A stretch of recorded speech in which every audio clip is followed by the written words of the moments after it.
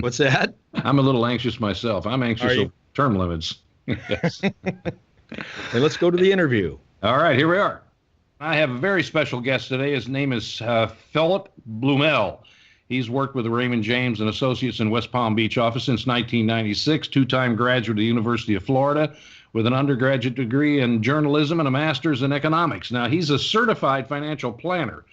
And Philip has, with a group, I guess it's a group of people, we're going to find out, who is for term limits, which is something I've been talking about for the last 8 years, it seems like, and to no avail. But Philip, welcome to the show. It's nice to have you here. Thank you for having me. My pleasure. Now, Philip, tell us a little bit about yourself and how you got to where you're going with this term limits thing. How did you get to there?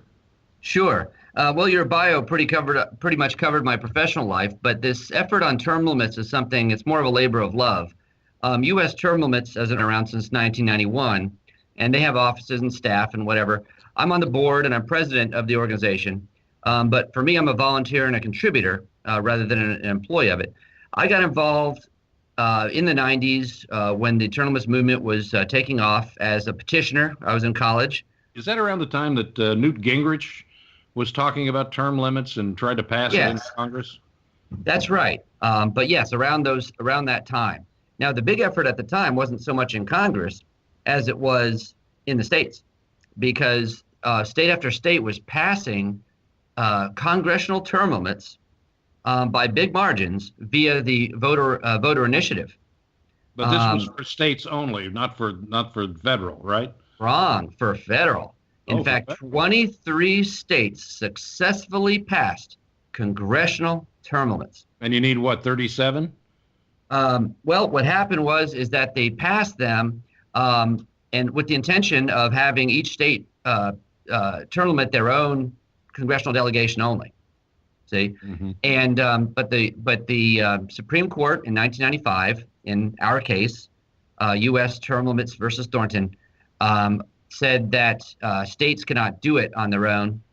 They must go through Article 5. They must amend the U.S. Constitution and term limit the entire Congress. You can't do it in state. You know, I've been involved with this a little bit. In fact, my friend Mark Young and I went to Washington and sat down with the Cato Institute and talked to them about it with a lengthy conversation one afternoon. And then the interesting thing was, when I was promoting this, and I still promote it, not as enthusiastically or as I used to, I was on Hannity, and I was talking to him about term limits, and I said, look, he said, I'm really not for this. Right. And I said, why? He said, well, number one, I don't think you can get it passed. Number two, we're a democracy, and people can vote people in or out if they want to. And I really tried to make the case for it. Now, interestingly enough, about 4 years later, I'm listening to Hannity on the phone or on the radio one day, coming back from whatever I was doing, and lo and behold, I heard him say, this idea of term limits is really not a bad idea. I think I'm for it. Yeah. Catch up, will you please? Right. I think if the American people really knew, unfortunately, I just don't think they know how important term limits are and what they entail and it's how these guys get so thoroughly entrenched with not only raising their salary, but raising their profile and just staying in office forever until Strom Thurmond, I don't think he could talk by the time he was through in the Senate. That's right. So how do we ever get to this? Do we literally have to go through an Article 5 convention of states to do it? Well, I'll tell you what, that's the conclusion we've come to. And I think that we've actually might have discussed this in the past, you and I. But the Article 5 convention approach, which I'll explain in a moment, has not been successfully done before in completion. And a lot of people were wary of it, including myself for a long time, until I looked at it closely and my concerns about it evaporated upon inspection. And we also could trace a path in which we can successfully term limit the U.S. Congress via an Article 5 convention. The interesting thing is I listen to Mark Levin on occasion, and Mark Levin is exactly where you are, I was, or you were, and I was, and Mark Young was. And it was always, I was a little afraid of this and everything until I researched it and really found it. And now I'm completely comfortable with it. So even Levin is very comfortable with it. This Article 5 this whole idea has been kind of marinating for the last few years among conservatives, especially.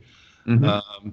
Do you think it really has an opportunity we can get to the Article 5? I mean, it was like the last thing in the Constitution to really change things in Washington. It was almost the last lever you could pull. Yeah, I really do. I think it's possible, and our test run, which we started this effort this year, was successful. Basically, to lay the framework here, the Article 5 convention approach to amending the Constitution is different than the one that's been used throughout history to amend the Constitution. Traditionally, 2/3 of the Congress has to approve a proposal, and then being approved gets sent down to the states for ratification by 3/4 of the states. But the Article 5 convention approach goes around the Congress, and it was added for this purpose because there's times when Congress is itself the problem. Right. And so the idea is that the states, 2/3 of the states, not 2/3 of Congress, can make a proposal. When you say 2/3 of states, you're talking about 2/3 of governors, Congress, state legislatures. Yes, state legislatures would have to pass a bill calling for a amendment writing convention. And when 2/3 of the states call for such a convention, then Congress, under Article 5 of the Constitution, must call it. Now let's talk about something just a moment before you get into the details of this, and you're already there halfway through it anyway. But let me say, what are the fears? How can we belay the fears of people for Article 5? Because there are absolute fears about liberals coming in, doing away with the Constitution, changing everything. Sure. So what are the fears here, and how can we dispel those? Well, there's definitely conspiracy fears that there could be a conspiracy that that state legislatures, I guess, moles and state legislatures could get together and call some kind of unlimited convention, and then the delegates would not stay on subject, but would approve all kinds of amendment proposals that were outside the scope of what the convention was calling for, and they call that a runaway convention. Right. And that was my fear, to be honest. But it evaporated upon looking at it because, first of all, it's hard to even write a fictional story about how such a conspiracy could be called together. But the key point is this: the convention is called for the purpose of writing a proposal, and that's it. The convention has no power to alter or abolish or create any law. Okay, so they write this proposal. Yeah, that's all it does. What's the next step? Say they write a proposal for term limits, as you and I are after. So Sure. they successfully write this proposal. Then what happens? Then it's sent down to the states for ratification, and 3/4 or 38 states must ratify it, and that's the protection against something crazy happening right there. For one, if you have a convention called for a specific purpose and all these states send delegates for a specific purpose, it's reasonable that the convention is going to stay on track for that purpose. You know, just about most all government meetings do, even if someone gets up in grandstands for a while. But that's not the protection. The protection is that 38 states have to approve it. And 38 states means Democratic-run states and Republican-run states. I think that if there's something wrong with Article 5, is that it's too hard. Not that it's too easy. It's very possible that nothing can get through this process, and nothing ever happens. The great thing about our government is it should be too hard. I always laugh at these people that say, "Oh, you need to cross the aisle and get along," and everything. No. It was designed not to cross the aisle and get along. It was designed to be tough, and I think there's very few issues that can make it through this process. And one of them, I think, is term limits. Another might be a balanced budget, but it's only going to be things that have great appeal on the ground to both Democrats and Republicans, and term limits do. Right. So now it's passed by the states, and they agree. Now what happens? Where does it go from there? Ratified by 38 states, it becomes part of the Constitution. It ends there. So it ends there. The states end it. The Congress doesn't end it. The Congress does not, no. So the states take control, which they should have had in the beginning. It's a state-run process. When George Mason was insisted on being added to the Constitution, That was his argument, that there could be times when Congress itself is the problem and you have to go around it. And So it's about a runaway federal government and how to control it. that's right. That's exactly right. And we have a runaway federal government. There's no question about that.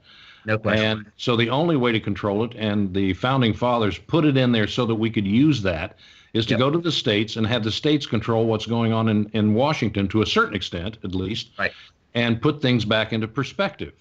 Yep. You know what really sold me on this, using this process, is this. It doesn't necessarily even have to go all the way to the convention for us to win. Mm-hmm. And I'll tell you why. There's historic precedent for this. There's historic precedents, right?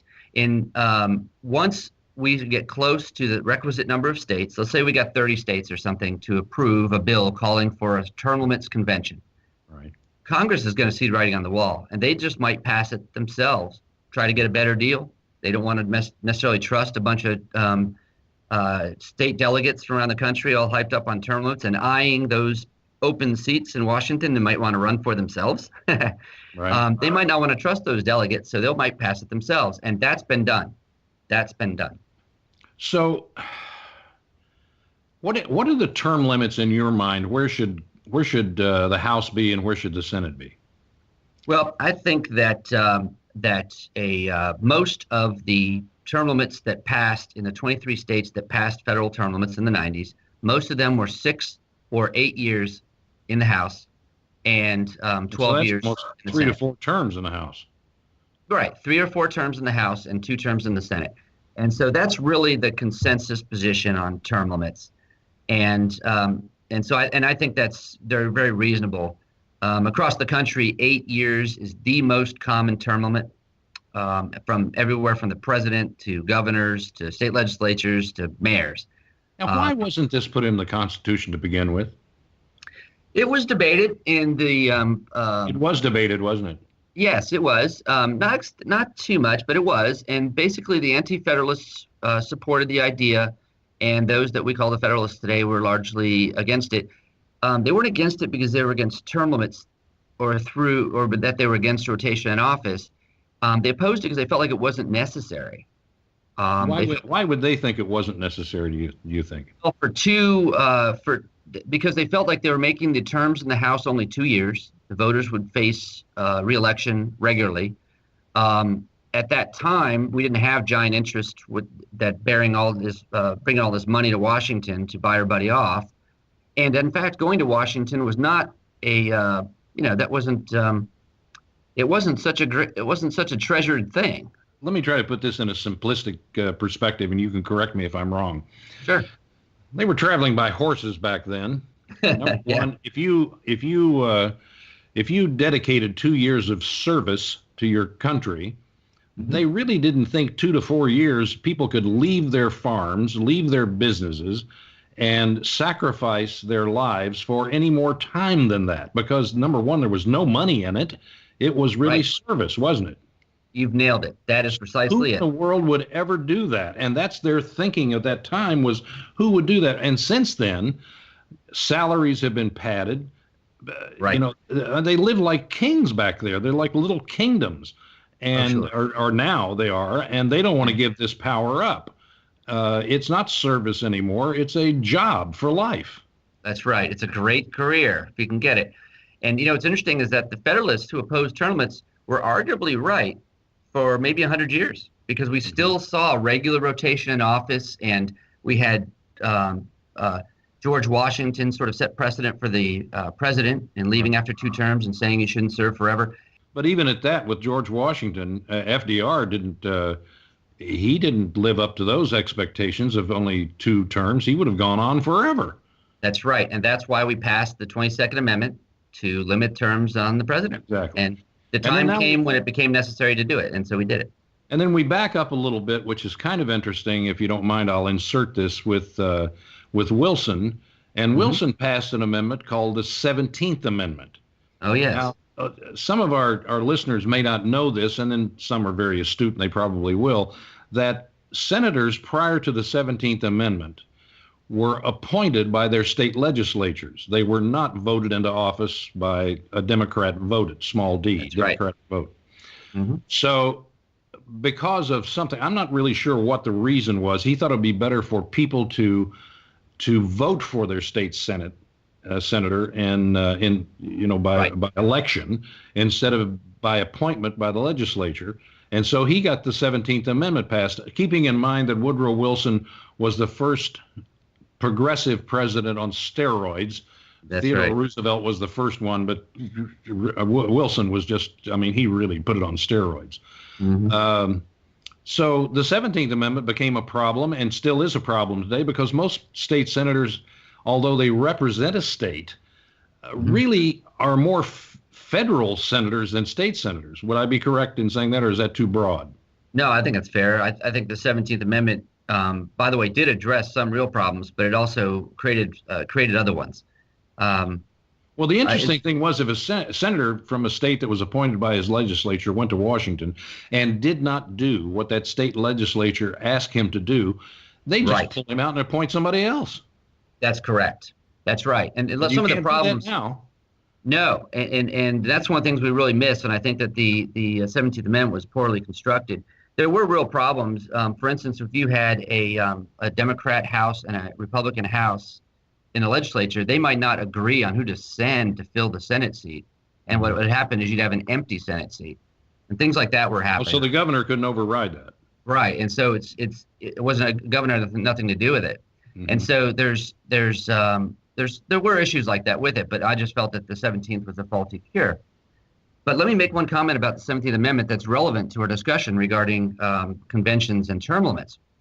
The 17th Amendment, forget about the merits of the amendment itself. The way it passed is very illustrative, because get this, who do you think was a primary opponent of changing the way senators were voted?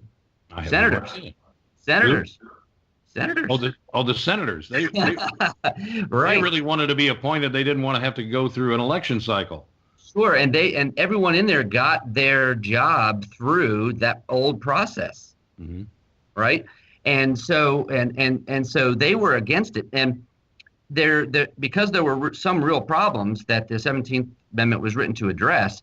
The idea of direct election of senators became very popular left and right in the country, very much like term limits. But the obstacle to getting there was the Senate. The House even has passed a constitutional amendment permitting or mandating direct election of senators 3 times. But the idea couldn't get out of a committee in the Senate. And so what happened was state after state started calling for a Article 5 convention for the purpose of creating an amendment to allow, or actually to compel, in the case of the 17th Amendment, direct election of senators. And they got all the way to 30 states, and Congress saw the writing on the wall, the Senate even, wrote it themselves, passed it, and sent it down for ratification. And I'll tell you something, that can happen with term limits. Exactly. That's what I was going to put the dot on that. You did it for me. Yeah. So yeah, we can hope for that. How are things going for you? I mean, I haven't kept up with this, so I'm not really aware of what kind of headway you've made. We are excited. We're excited because we've had a long-standing program to have members, having candidates for Congress sign a pledge saying, once I get to Congress, I promise to vote for the U.S. Term Limits Amendment. We have about 40 or 50 people in the Congress that have sworn this. Do you have any Democrats who have keep building on that? That have signed the pledge? I think there are a couple, but they're a minority. Yeah. But this isn't the way it's going to happen. What we're excited about is this Article 5 convention. We just started that campaign this year in 2016, and our test run was in Florida, which is the state that I live in. And we got Florida, the legislature in Florida, to pass the call for a term limits limited convention. Took about 3 months, cost very little money. It was done mostly by grassroots, and it was fairly simple. And that was our test run, and we now expanded the campaign to 10 more states, and are hiring coordinators in different states to help run these campaigns. And we may get one more this year. We believe we may get Michigan to make a similar call this year. But we are set up to get some states to make calls for a term limits convention in 2017. Do you find that there are some politicians who've run in states like, for instance, Michigan, who have term limited themselves, who said, yeah, I'm going to serve 2 terms or I'm going to serve 1 term and I'm done, I'm out? That happens. It does happen. I know of one, in Michigan who did that. Yeah, Well, just ahead. for the record, the U.S. Term limits doesn't ask people to pledge that they limit themselves, largely because we're really trying to create regular rotation for the entire body. And that really matters more than, a self-limit. Although when someone self-limits, that they're for real, and it does say something about the character of the individual running. So we definitely support and salute those folks that'll do that. But yes, that happens, but I really think that we're going to get what we really need from term limiting the entire legislature. So, And Philip, that should be our how goal. long? I'm sorry. Go ahead. That should be our goal. Yeah. How long do you think it will take? And this is, it has to be an estimate. You don't really know. Yep. Once the ball gets rolling, and assuming that it is rolling now, how long is it going to take to be able to coalesce and get all these people together in these different states and start to move on this? Well, it took 10 years for the direct election of senators, but it won't. In today's modern age of communication, everything will take far less time. I think we'll know in 5 years where this is going to fly. Our first test was very successful. I really urge the listeners to get involved and try to push this along, and there's a lot of ways they can do so. The funny thing about it, Philip, I found that everybody I talked to, no matter who it was, wanted this to happen.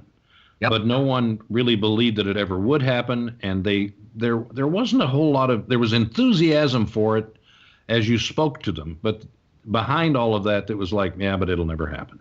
I hear it all the time. But remember, we did term limit the President of the United States with a constitutional amendment. By the way, how did that happen? I know that it did happen, and it was because of FDR that it happened, correct? That's exactly right. After his term, there was, by the way, 3 states had called for a term limits convention at that time. Was it after his death? I don't know when it started. I don't remember when the movement started to do it, but there was talk about it certainly while he was, serving. I don't know exactly when it started, but the point was that after the Republicans retook the Congress, after the FDR years, they passed an amendment and it was quickly ratified. But then we can do that too, but people have to get involved. I urge people to go to our website, termlimits.org. Go to termlimits.org, sign our online petition to call for congressional term limits, and get on our list, because when there's action to take in people's particular states, we'll let you know so that you'll know what state legislature you need to contact, who you need to send emails to, et cetera, to pressure your own state legislatures to make this call for a term limits convention. It's funny. Thank you for sharing that with our listeners, and I know that they will follow up if they get a chance to, and hopefully they will. I was talking to my children the other day. They're not children anymore. One's 20 and one's 25, my 2 boys. And I said, do you realize that Franklin Delano Roosevelt's first vice president was a communist? And they both thought it was hyperbole. And I said, no, I'm telling you the truth. He was an avowed communist. He ran for president as a communist. He was a communist. It was perfectly okay back in those days to be a communist, apparently, even to the point where FDR, picked his vice president and they won easily. And so for the first, I think it was 2 terms, his vice president, I think, was from Iowa. Wasn't he from Iowa? He was a what I want to say, farm guy. Henry Wallace. Henry Wallace, right. Henry Wallace, yeah. And, it's very funny because if I say that openly to people, like in a group or just having a casual conversation, they look at me like I'm the RCA dog. I mean, it's right. Just, they go, what? That's not true. And I said, oh, absolutely it is. Yep. Well, socialism used to be intellectually respectable. Truth is, it was until it failed so utterly in practice across the globe. But it doesn't seem to matter because, I mean, look, the greatest example of socialism and Marxism and statism is the country of Venezuela. And So people true. don't even pay any attention to it. It's literally fallen apart. And they Yeah. go, yeah, but it just wasn't done right. This is always the thing. They always say, well, it wasn't done right. And when you look at this election today, I don't want to get off topic too much, but just a little bit so I can rant because I haven't had a Yep. chance. Yep. Your prerogative. When you get a guy who runs as a socialist for the presidency of the United States, and young people are coalescing behind him by the hundreds of thousands, you start to wonder, what in the world has happened? Yeah. I'm flabbergasted by it. There's a lesson there for about term limits too, because in Chavez taking over that country, which he essentially did, even though it's overtly, or at least on the surface, a democratic country, he had to hold a fraudulent election to overturn his federal term limit in order to consolidate his power and to get where they are today. Well, what did Madison say about this just kills me because I've said this before, but almost every pundit on television, every senator, every congressman, every newsman, everybody on a news show, Charles Krauthammer included, and people of his caliber, will always refer to our country as a democracy. And it is just amazing to me. Why do you think they do that? Because it's obviously not true. It's not even close to being true. Yeah. So why do all of these people who we respect refer to our country as democracy, including every president? It's hard to say. There's democratic aspects to it, obviously, and there's democratic procedures. But you're right. It's a constitutional republic, and I think if they just don't want to be bound by the chains of the Constitution. Freedom comes from limiting government, and that's one of the reasons why I think term limits are so essential. Oh, absolutely, they are. I always thought that if people ran for any office, no matter what it was, they would run as a Republican and on a Republic ticket, not on a Democrat ticket. When I say Democratic ticket, that are right. A ticket of democracy, but as a republic. And the first thing that they would do is people would say, well, just explain that. What do you mean? Then they would have the opportunity to explain away the word democracy and replace it with republic. But they don't, and they won't, and I'll still hope. Philip, I wish you all the luck in the world. Thank you so much for joining us today. It's a lot of great information. I'm looking forward to seeing how you guys progress, and we will help any way we can. If there's any links to websites or anything like that, we'll put them up on our page so that people know how to get to you. And is there anything at all you'd like to leave us with as a final thought? Well, the final thought really is just get on board and be a rower in the boat. Termlimits.org is the place to go. Let's get to work and do it. All right. Thank you, Philip. Thanks so much for your time today. I appreciate it. Thanks. All right. Bye-bye. Well, Ready? Mark, Philip Blumel is a very interesting guy. You got to give him credit. He's staying with it. He's really working hard trying to get this thing passed for the American people and for himself as well. These guys... He's a good guy, and he's been at this a long time. They work tirelessly at this, trying to improve our country. And term limits is obviously something that everyone talks about and thinks about and wants to happen, and Congress won't let it happen. Of course, the interesting thing he said was, Chuck, it's just like the 17th Amendment when Wilson got that passed. Nobody wanted to do it. The senators certainly didn't want to do it. And they got about 30 states ready to do it, which is we're up. I think he's up to something like 20 some states right now who are willing. And they said we got about 30 states wanting to do the 17th Amendment, and Congress saw the handwriting on the wall, and they just passed their own. So maybe it can work in reverse this time, and these guys can get this thing going, and we as citizens can help in any way we possibly can. And Congress will take care of this without having to go through the whole Article 5 situation. Once they see the handwriting on the wall that people want this. And that's the hope, and hopefully it'll happen. And we know the majority of Americans want term limits, but it's finding some honest politicians is pretty tough. And you and I happen to know an honest politician. So Terry Lynn Land, who was the Secretary of State here in Michigan. I didn't mention Terry by name, but I did mention that I knew someone in Michigan who term limited themselves. Well, Terry and her husband, Dan Hibma, they are the ones who really worked tirelessly here in Michigan that got term limits approved here in Michigan. Yeah, I know that. And then Terry was Secretary of State and term limited, she'd actually term limited herself out. But I think what's interesting is You and I actually asked Terry one day what she thought about the fact that she was being hoisted by her own petard, so to speak. Mm-hmm. And I thought she had the best answer. And her answer was, in the first term that she got elected, it took her a while to figure out the job and figure out what to do. And she needed the second term to be able to enact all the things that she'd come up with. Right. But she said toward the end of the second term that she'd done all of the major things that was on her agenda, and it was time for somebody new to take over. You know, that's very interesting because Calvin Coolidge did exactly, did you know he did the same thing? No, I did not know that. Calvin Coolidge could have run for another term because his president died when he came on board as president. So he, as vice president, replaced the president that he was serving. And so they asked him to run. He said, you know what? I don't really need to. I've accomplished everything that I think I need to accomplish. And he did not run. And think about that. Calvin Coolidge was an honest politician. He was. Like Terry Lynn Land. But those people are very few and far between. And you don't know anything about Calvin Coolidge because he was an honest politician. You really don't. He's been overlooked by history. Well, maybe the Enquirer can dig something up on him. Yeah, right. Anyways, hope you enjoyed the show today. If you do not receive this automatically downloaded to your smart device, please go to iTunes or Stitcher and subscribe. We'd really appreciate it if you'd leave us a review. Those are very helpful. Those reviews really matter, by the way. They do. They really do. Bluntforcetruth.com is the website. You can hashtag to us at hashtag BluntForceTruth, or you can contact Chuck Woolery on Twitter nearly 24 hours a day.